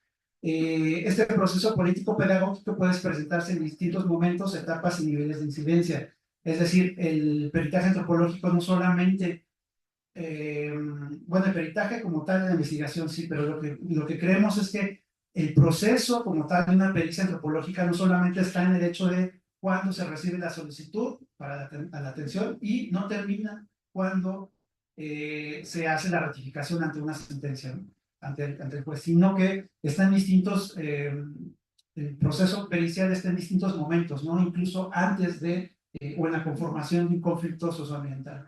Entonces, en ese sentido, por eso creo importante tener en cuenta que existen procesos político-pedagógicos que pueden apuntalar también una idea sobre el pluralismo jurídico o la construcción de ella, ¿no?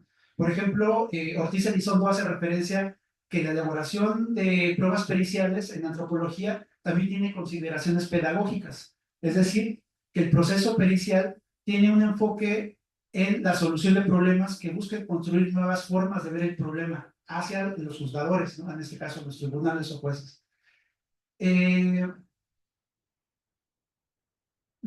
Que busque construir nuevas formas de ver el problema, es decir, la suposición de que los interlocutores aprendan a través del diálogo. Es una suerte de diálogo de saberes. Concretamente, en el proceso pericial, el diálogo de saberes entre la comunidad y el perito es más expresa. Pero también el diálogo de saberes, yo le pondría solamente como diálogo, también existe entre el perito y el juzgador. También Burgos Matamoros menciona que el estudio de los fenómenos socionormativos deberá considerar un análisis histórico, variable, transformador, y que el antagonismo de los campus en disputa y sobre todo un análisis axiológico que tiene una función educativa, pedagógico, pues. Es decir, que el análisis de los procesos periciales puede tener una funcionalidad de dominación y o transformación, al entender que el pluralismo jurídico puede generar procesos de ruptura política y jurídica, y al consolidar el reconocimiento de una multiplicidad de prácticas normativas, ¿no? Incluso desde el ámbito jurídico también hay modelos referenciales respecto a modelos educativos en la prueba pericial y que también tiene toda una lista o identificación de características, ¿no? Entonces, por todo esto creemos que el proceso pericial en antropología es una herramienta catalizadora de procesos político-pedagógicos que permite difundir la impronta del pluralismo jurídico, que puede incidir en espacios judiciales, ¿sí? Para contrarrestar también el racismo judicial y la subordinación epistémica en la que han estado considerados los pueblos y comunidades, ¿no? Entonces, me parece importante esta reflexión en donde podamos ver al proceso de la pericia antropológica desde distintos ámbitos, ¿no? Sí, también desde el análisis concreto de las leyes, casos y conflictos que hay, conflictos sobre los sistemas normativos que existen, pero también creo importante, y no solamente porque lo vea yo, sino también porque los propios sujetos colectivos lo han mencionado, ¿no? Con estas reflexiones, ¿puedes pasar a la siguiente? Aquí, la construcción de la prueba pericial potencia la interlocución entre los actores promoventes y diversos grupos al interior de la comunidad.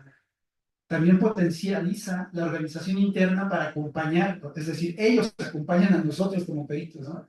Acompañan las etapas o las estancias de campo, designan a los interlocutores clave para realizar las entrevistas, los grupos focales, los transectos para las cartografías. También potencializa la reflexión colectiva en talleres y grupos focales sobre la importancia de los sistemas normativos internos, ¿no? Esto ocurrió en Unión Hidalgo, ¿no? Ellos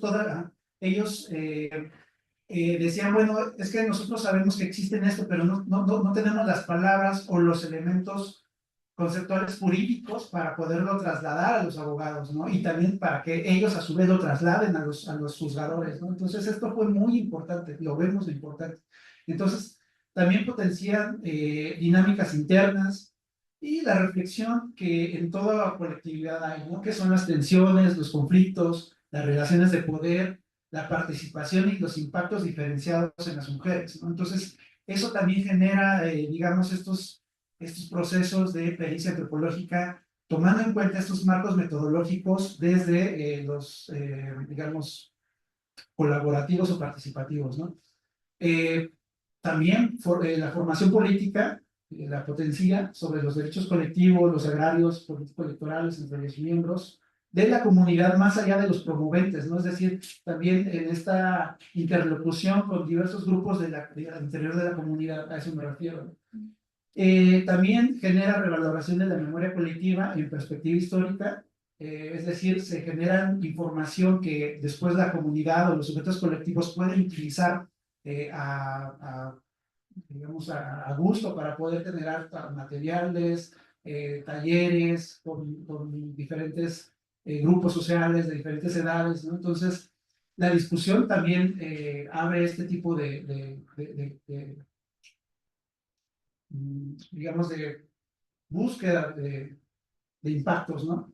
Y también, sobre todo, la discusión sobre los impactos en el peritaje jurídico y político sobre la toma de decisiones para modificar la estrategia de lucha frente al Estado, sus instituciones y las empresas, ¿no? Incluso los grupos armados. Es lo que hago referencia es que esta construcción de la prueba pericial también puede generar esta modificación interna de sus estrategias. Y por último, la propicia relaciones intersubjetivas y de diálogo de saberes entre peritos y la comunidad para la construcción de la prueba pericial. Entonces, en ese sentido, creo importante enfatizar que el proceso, hablo de proceso de la pericia antropológica, genera, digamos, un impacto político pedagógico, ¿no? Entonces, bueno, con esto cierro.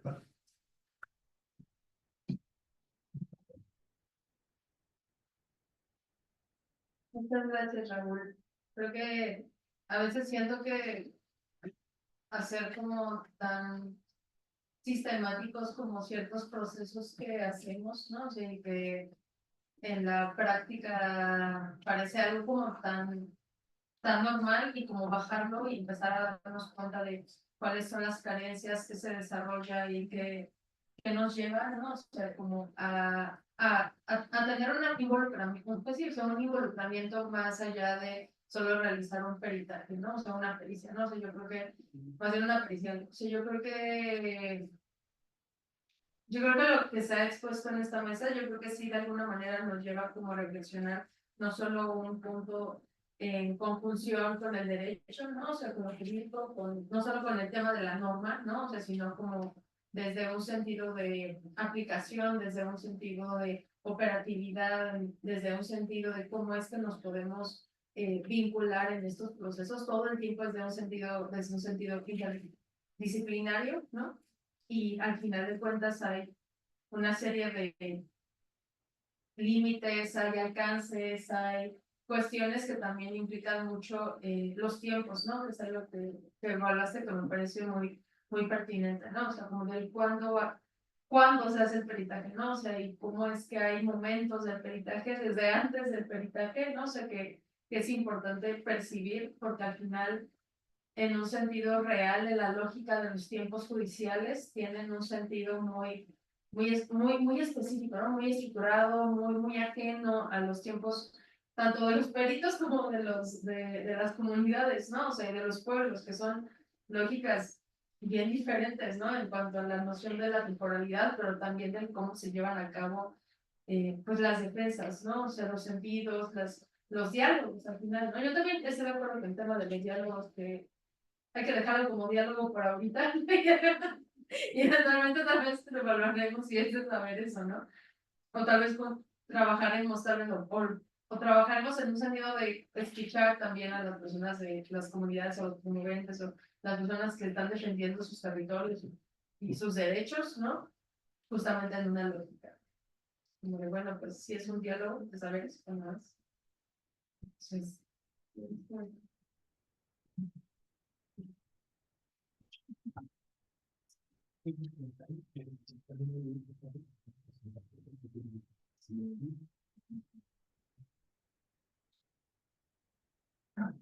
No, me parece muy pues, enriquecedor saber cómo, ¿no? Y cómo desde que tú tienes un orden, a partir de ese orden, de cómo vas utilizando tus herramientas, eso te puede jugar en ventaja o en desventaja para tu propia redacción e incluso la entrega de estos documentos, ¿no? Y porque tienes la presión no solamente de entregar un documento que sea claro y que no tenga tantos tecnicismos como solemos escribir los antropólogos, sino que de ese documento depende la vida de mucha gente. Entonces, son cosas que debemos de tener en cuenta y que el orden siempre nos va a salvar, ¿no? Y nos lo estás demostrando con estas herramientas, que cuando yo recién empecé a hablar un poco de wow, y esa red de cosas, cómo se ocupan, ¿no? Pero justo lo que hemos estado hablando en la mesa es cómo estas herramientas nos han ayudado a, uno, aumentar nuestra experiencia en estos casos, porque justo cuando no existe una, pues si acaso un comentario en la formación, cuando llegan a ti te dicen, oye, tienes un peritaje, y dices, va, chingón, y eso cómo lo hago, ¿no? Y pues te puedes sentir perdido, ¿no? A partir de estas reflexiones creo que es importante el no solamente pues, quedarnos, ¿no? Sino socializarlas de tal forma que la gente que viene detrás de nosotros sepa que tienen las competencias para hacerlos y también las herramientas.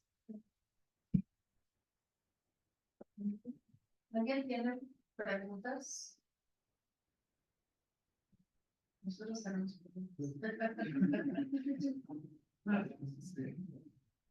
Sí, yo tengo algunas, estuve haciendo algunas anotaciones de cada una de las participaciones, pero bueno, quería también enfatizar justamente en cómo estos abordajes interdisciplinarios que también ustedes han reflexionado, han aplicado, creo que finalmente lo que nos está saliendo a la luz y bueno, que siempre ha salido es que digamos, todo el esquema del Estado con sus instituciones, pues sigue reproduciendo esta discriminación, ¿no? Digamos, jurídica, en donde los conocimientos y los saberes de las poblaciones pues realmente no importan, ¿no?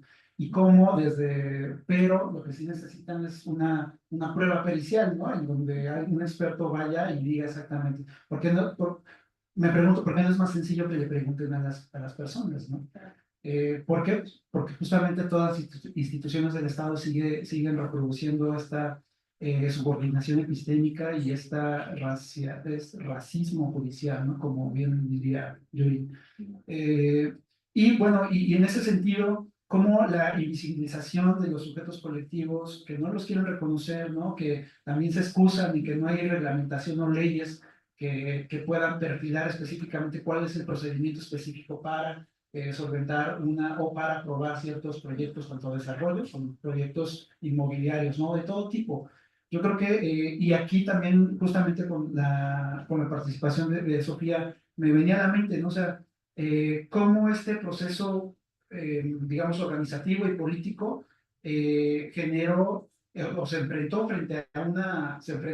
a un proceso de consulta ciudadana, que es totalmente distinta a una consulta indígena, y lo que yo me preguntaba es, pues, ¿quiénes integraban esa Asamblea de Liberación, ¿no? O sea, ¿cómo también ustedes se enfrentaron a la construcción del sujeto a consultar, ¿no? Porque también eso es algo que nos están cuestionando mucho, es que ¿quién es el sujeto a consultar? ¿Por qué esto solamente es un pequeño colectivo, ¿no? ¿Por qué es una minoría?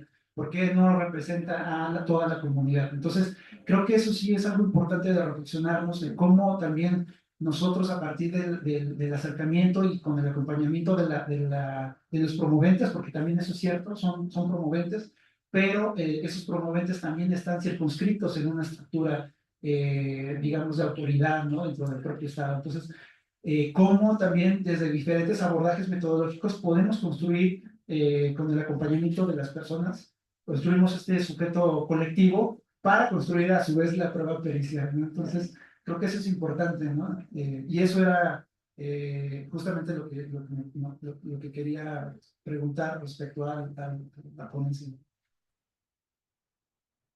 Bueno, pues, o sea, creo que es que también implica como varias cosas. Bueno, es que también preguntaste muchas cosas.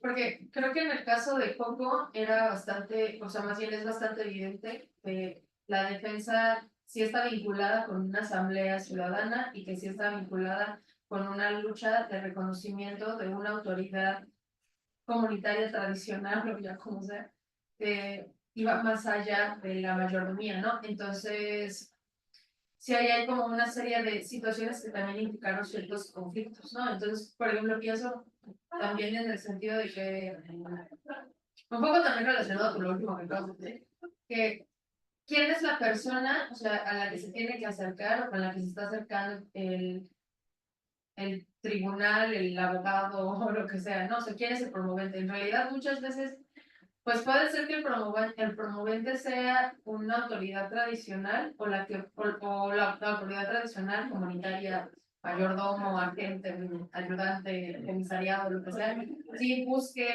o sea, como darle seguimiento a una exigencia comunitaria como el cambio del sistema normativo de partido político a sistema normativo interno, pero al final sí hay un tema de pues algo como de legitimidad, ¿no? O sea, de legitimidad del pueblo. Y en el caso de Chilón, por ejemplo, ahí o sea, quienes son los promoventes no son las autoridades tradicionales o comunitarias. O sea, es un grupo de personas, ¿no? Que está vinculada con una organización, o sea, con un movimiento que es Modevite y que a su vez están relacionados o pues de alguna forma, ¿no?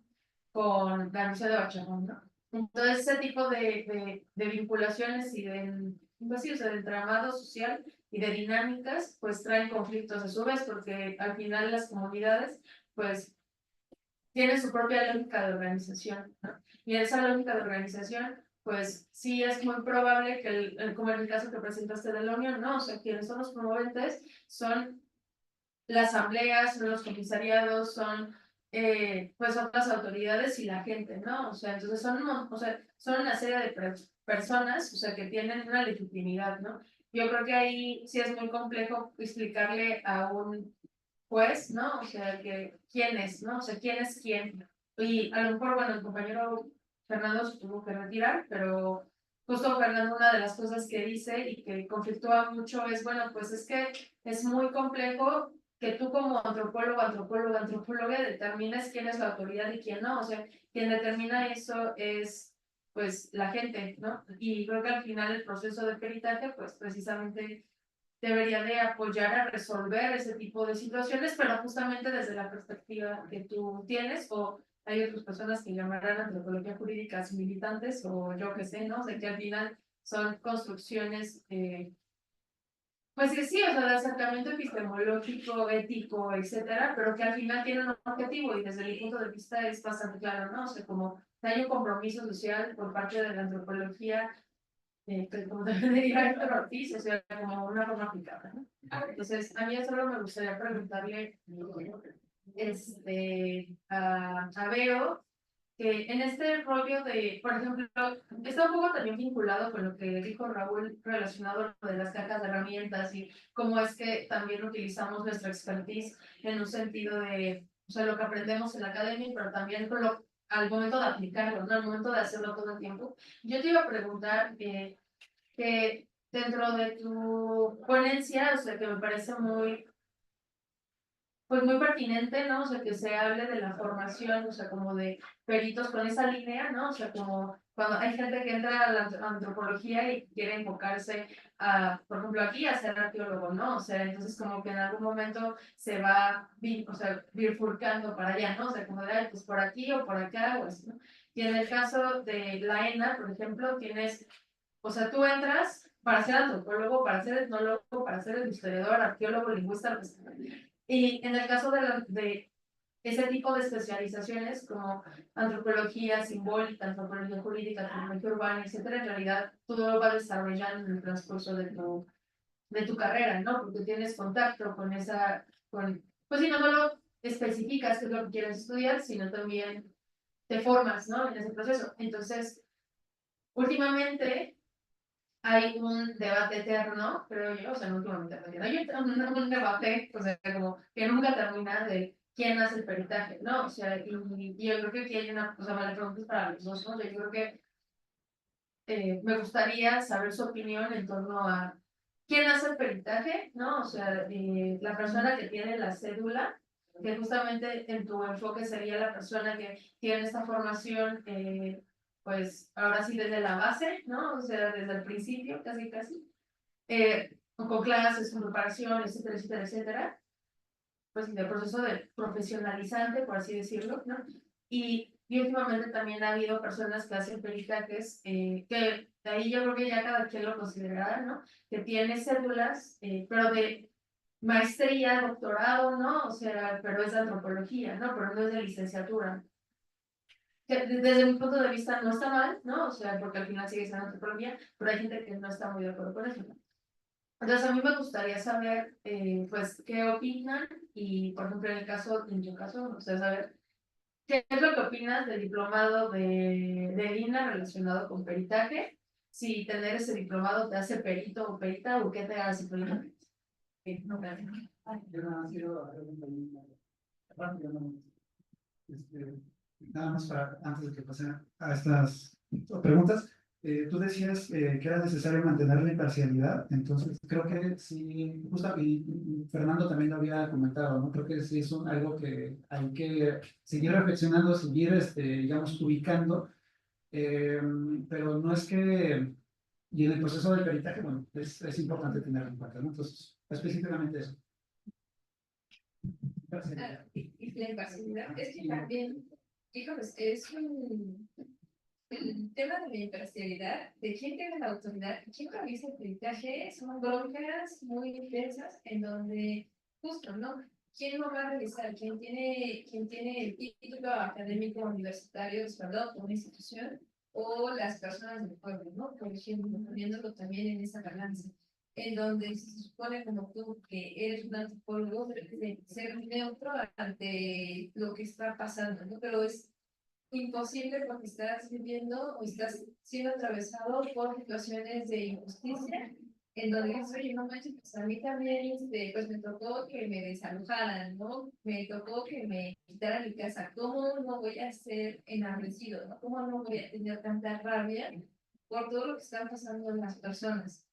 Entonces, eso obviamente te atraviesa, pero pues no puedes ir a gritarle al juez, a decirle, oiga, usted es un no sé qué, no sé qué, no sé qué, aunque obviamente hay ganas, porque de alguna forma u otra estamos inscritos dentro de un sistema legal y jurídico en donde pues esa no es la vía, ¿no? Y aunque la vía burocrática sea horrible, sea espantosa, que vulnerabilice, es la única vía que tenemos como la reparación del daño. Desafortunadamente, no podemos actuar sin este tipo de guías o de institucionalidad, porque de lo contrario estaríamos cayendo en una ilegalidad, ¿no? Donde incluso podríamos caer presos, ¿no? Sabemos qué le pasa a las personas presas políticas aquí.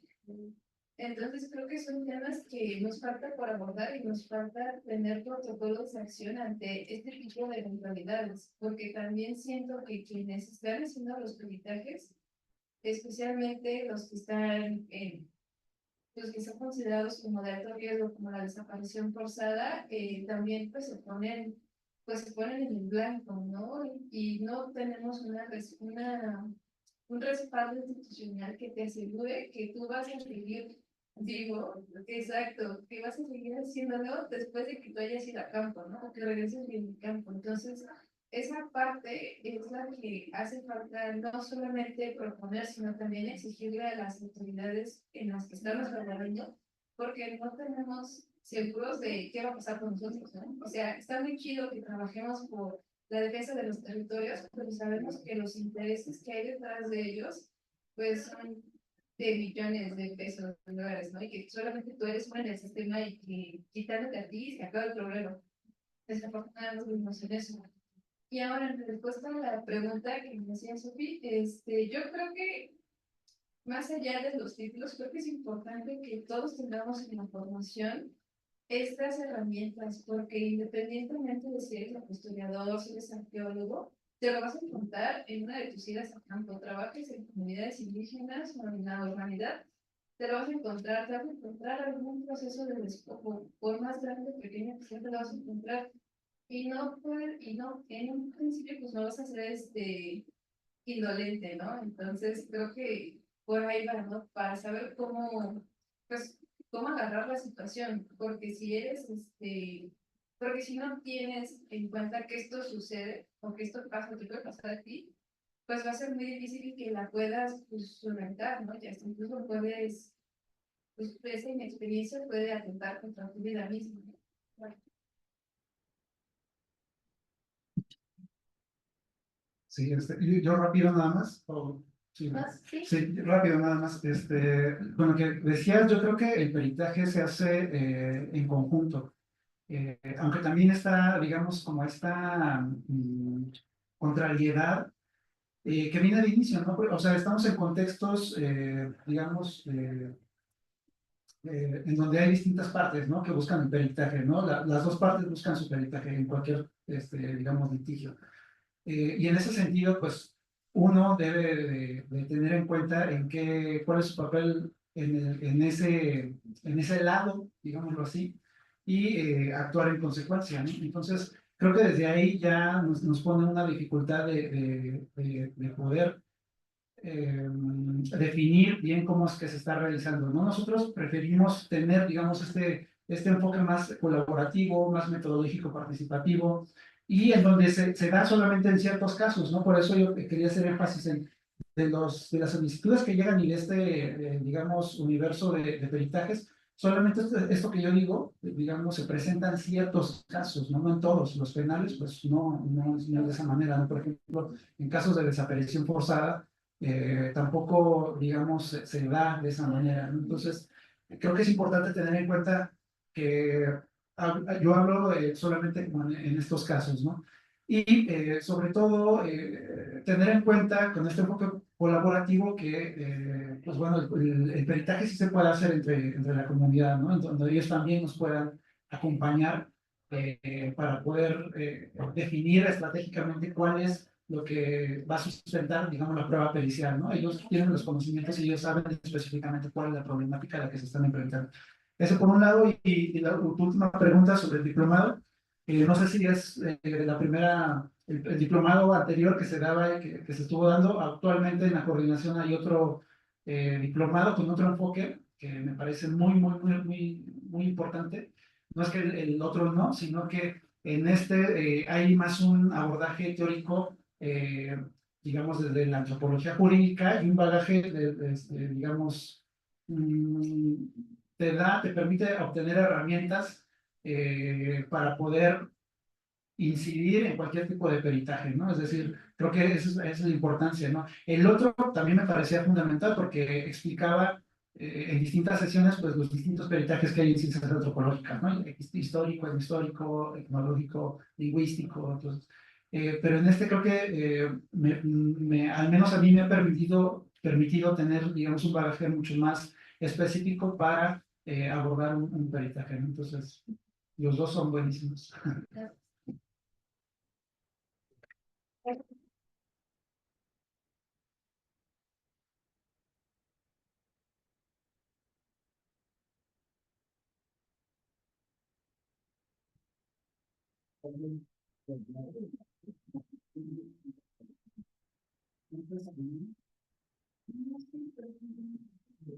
Les agradecemos mucho sus ponencias. Con esto termina la mesa número 15. Volvemos hasta las 4 de la tarde. Muchas gracias. Ya.